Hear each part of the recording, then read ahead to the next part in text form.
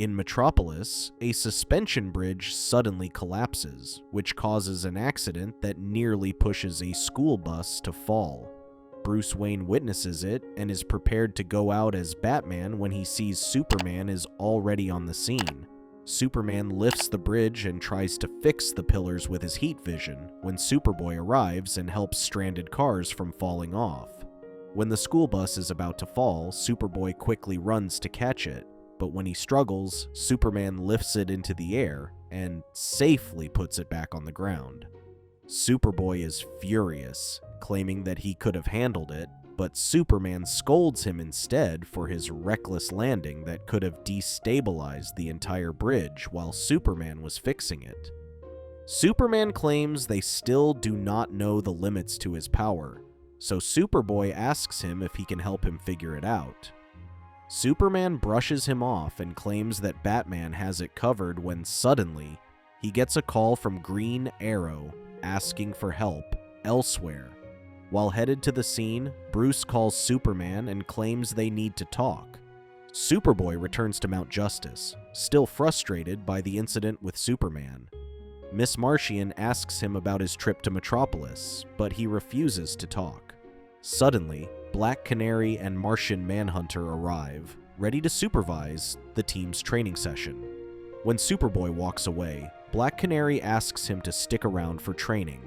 She claims that she considers it an honor to be their instructor and explains that she will teach them everything she learned from her mentor. When they see her injured, Black Canary claims she got it while on the job. She tells them combat is about controlling conflict and putting the battle on their terms. She claims that they should always be acting and never reacting.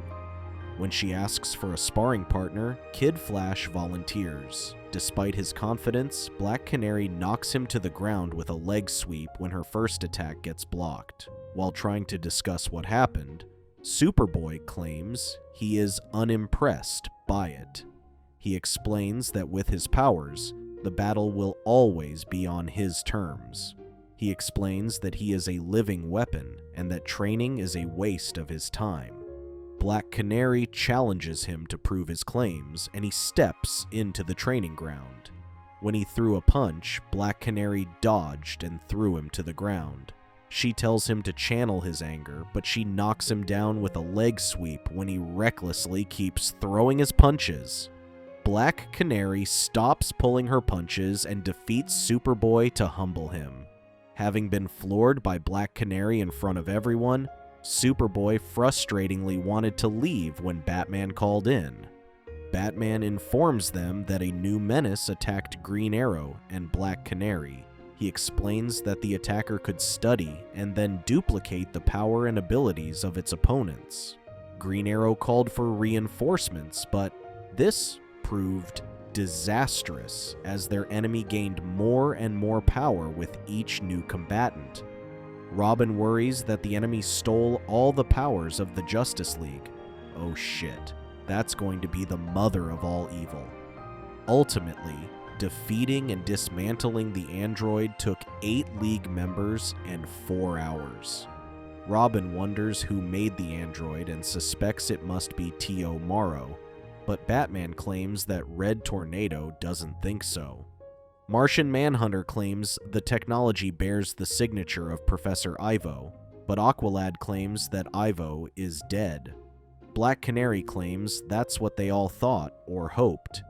To ensure the threat is permanently neutralized, they will send 2 trucks carrying the android's parts to 2 Star Lab facilities in Boston and New York for immediate evaluation. Batman claims they have taken every precaution and will have 4 additional decoy trucks to create confusion if anyone tries to recover its remains. The team will be split into undercover teams to safeguard the 2 trucks. In Litchfield County, the League supervises transporting the android parts and the decoys. As soon as the transport left, the team quickly followed and escorted the high-value trucks. Robin talks to Superboy, who is still displeased at Black Canary after what happened during training. Superboy claims that he could easily take down any opponent by himself with his super strength. Robin disagrees, arguing that taking down stronger opponents is part of the superhero business. Aqualad, Kid Flash, and Miss Martian escort the truck headed for the Boston lab. Miss Martian worries that Superboy seems angry, to which Aqualad claims that he just needs time to cool off. Suddenly, robot monkeys come out of hiding in the fields and attack both trucks. When Robin asks Superboy to switch his bike to combat mode, he refuses and brazenly jumps on the truck. Robin is forced to jump after him when Superboy's bike nearly hits him. Although he effortlessly defeats them, Superboy is outnumbered and gets surrounded. He gets hit in the face by a laser, to which the robot monkeys then lift him off the truck, leaving him behind. Still struggling to regain his eyesight, Superboy uses his super hearing to chase after the truck. Robin climbs atop the truck and Superboy catches up, taking out a few robot monkeys. Robin saves the driver before the truck veers out of control and crashes. Meanwhile, Aqualad uses his powers to take out a few of the monkey robots. Miss Martian and Kid Flash are forced to leave their bike behind and chase after the truck. Kid Flash pries off the robot monkeys on the side of the truck, while Miss Martian uses her powers to take out as many as she can. The robot monkeys managed to break inside the truck, but quickly took them out despite the guards waiting for them. The robot monkeys don't take long to escape with the cargo, and Aqualad is forced to watch helplessly.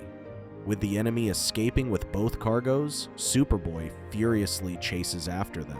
Aqualad asks for his position, but Superboy ditches his comlink, claiming not to need or want their help. With Superboy gone rogue and no way of tracking him, Miss Martian suggests contacting Red Tornado. Aqualad claims that Red Tornado has always taught them to handle things by themselves. He explained that the mission could still succeed if they managed to recover the cargo. Kid Flash worries they have no idea where to look, but Robin suggests hacking into the robot monkey's system. He quickly discovers that the android parts have GPS, which explains how the enemy tracked and ambushed them. Robin manages to track where the enemy is going and appears converging in Gotham City. Aqualad claims they won't make it there in time and sends Kid Flash ahead to meet him. Meanwhile, Bruce talks to Clark at a local diner in Metropolis to discuss Superboy.